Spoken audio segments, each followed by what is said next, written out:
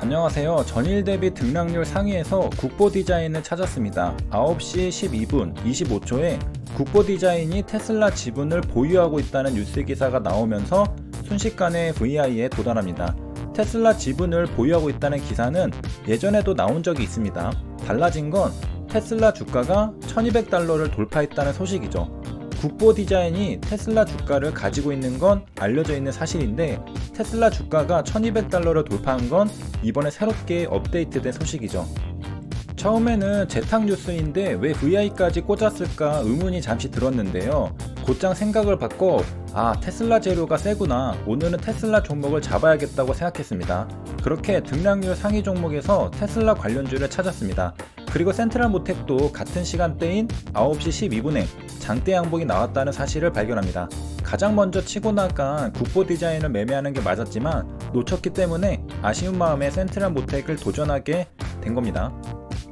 분봉상 전고점 32,450원을 돌파할 때 따라붙어서 매수합니다.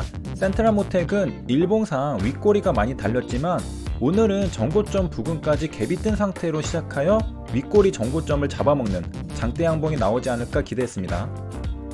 시원하게 돌파하지 못하고 거래량만 늘어나고 있습니다.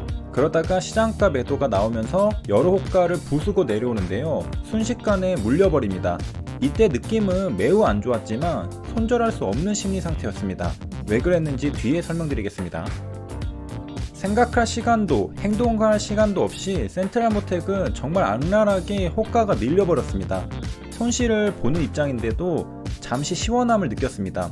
이렇게 시원하게 밀리다니 속도 시원하면서 내 계좌도 시원해졌습니다. 조금이라도 손실을 줄여보고자 약 반등의 매도 주문을 걸어도 소용없이 계속 호가를 밀어버리더니 손실률 마이너스 5%에 손실금액 17만원이 찍혀버립니다. 처음에는 얼떨떨 하다가 이내 손실금액이 큰 걸 보고 굉장히 멘탈이 나가면서 기분이 안 좋아지게 됩니다. 지정가 매도 주문은 체결이 안 되는 걸 느끼고 시장가 주문을 합니다. 그나마 다행인 건 최저점 손절이 아니라 윗꼬리가 달렸을 때 손절했다는 겁니다. 최종적인 손실금액은 13만 7천원입니다. 대응할 시간도 없이 당해버렸습니다. 주식시장에서는 이런 폭탄이 한 번씩 등장하는 걸 알면서도 뼈아픕니다. 그렇다면 돌파를 실패했을 때 빠르게 손절하지 못한 이유는 무엇일까? 그건 매매 이전의 상황에 대해 알아야 합니다. 사실 오늘은 아침에 늦잠을 잤습니다. 7시에 일어났다가 잠시 눈을 감고 뜨니 9시가 넘었죠. 불이 나게 HTS를 키니 대부분의 종목들은 시세가 난 뒤라 매매 기회를 놓친 상태였습니다. 황금 시간을 놓치고 나니 조급해지기 시작했습니다. 그리고 평소보다 더욱 아쉬웠죠. 왜냐하면 오늘 핫했던 종목들을 둘러보니 오늘은 아침부터 매매했다면 수익을 낼 기회가 많았기 때문입니다. 매매할 종목이 별로 없었다면 아쉽지 않았겠지만 하필이면 늦잠 잔 날에 매매할 종목이 많았던 겁니다. 그러니 심리적으로 안정감을 유지하기에는 다소 어려웠죠. 큰 수익을 줄 만한 종목이 아직 남아있을까? 이런 의문이 있었던 겁니다. 남들 수익 볼 때 나도 같이 수익을 내야 다음 손실을 커버할 수 있습니다. 그런데 남들 수익 볼 때는 나는 잠자고 있고 뒤늦게 수익을 내려고 한다면 심리적으로 불안하죠. 시험 문제를 풀 때 남들 다 맞추는 건 나도 맞춰야 평균은 합니다. 남들은 다 맞추는데 나는 못 풀고 남들 틀리는 어려운 문제를 나도 함께 틀리면 평균보다 떨어지게 되죠. 그래서 대부분의 투자자들이 수익을 낼 수 있는 좋은 종목에서는 나도 반드시 매매에 참여해서 수익을 내야 합니다. 아침에 그걸 못하니 심리적으로 지고 들어가는 상태가 되었습니다. 점수를 쉽게 낼 수 있는 기회를 놓쳤다는 생각에 멘탈이 흔들렸던 것이죠. 그런 상황에서 첫 매매를 한 게 센트럴모텍이었던 겁니다. 돌파 실패했을 때 손절하면 첫 매매부터 손실이 나는 거니까 인정할 수가 없었던 겁니다. 남들은 다 벌었을 텐데 나는 첫 매매부터 손실이라는 사실을 외면하고 싶었죠. 그래서 잘못된 걸 알면서도 헛된 기대감으로 한 번만 버텨보자는 생각을 했고 결국 최악의 선택을 하게 된 것입니다. 약손절하는 것도 인정할 수 없는데 엄청나게 큰 손실을 보니 오늘 하루는 멘탈이 터졌을 거란 건 안 봐도 뻔합니다. 완전히 거꾸로 계좌가 가버린 것이죠. 보통 큰 손실을 볼 때는 심리적으로 부자연스러울 때 발생합니다. 객관적으로 바라보면 손절해야 하는데 손절하지 못하게 고집을 피우게 만드는 심리 상태가 있는 거죠. 이런 부자연스러운 심리 상태를 내려놓아야 합니다. 차트로 돌아와서 만약 폭포수 뒤에도 손절하지 않았다면 어떻게 되었을까? 주가는 더 내려오게 됩니다. 손실은 엄청 커지겠죠. 그래서 폭탄을 맞았다 하더라도 손절은 반드시 해야 합니다. 안 그러면 줄줄줄 주가는 흘러내려서 더욱 고통받게 됩니다.